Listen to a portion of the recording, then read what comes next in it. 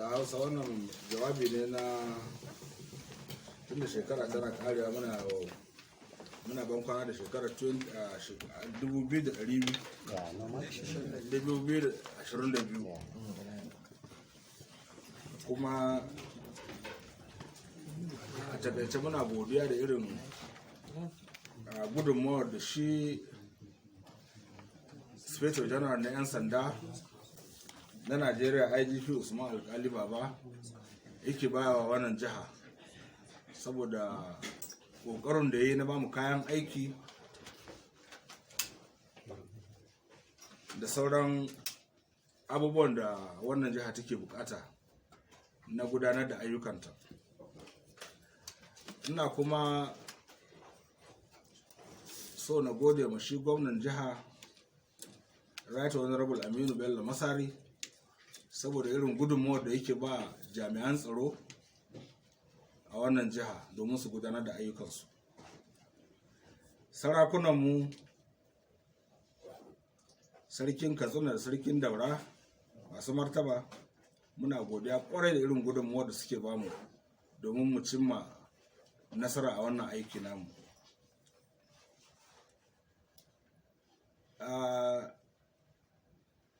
Abubuwan mun cimma nasarori da yawa a cikin 2022, amma akwai abubuwa da yawa waɗanda suka faru wanda mun rasa mataimakin kwamishinan 'yan sanda mai kula da shiyar dutsen ma, wato ACP Aminu Umar, da wasu mutum 4 wanda suka rasu a wajen gwagwarmaya da waɗannan ɓata gari. Akwai nasarori da yawa wanda wannan kwamanda ya samu a cikin wannan shekara ta 2022.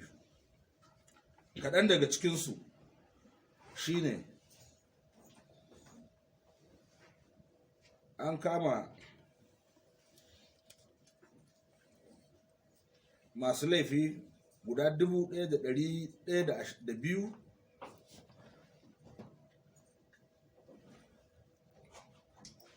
a cikin cases guda 705 waɗanda aka yi reporting a cikin wannan shekara, kuma daga ciki 989 cikin waɗannan suspect ɗin duka an kai su kotu, sauran kuma ana bincike.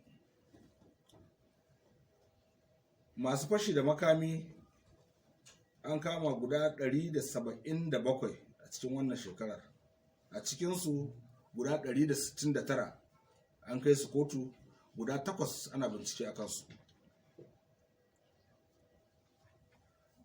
Kidnappers an kama guda 241, guda 239 daga cikinsu an kai su kotu, guda 16 muna nan muna bincike a kansu, da zarar an gama bincike su ma za a kai su kotu.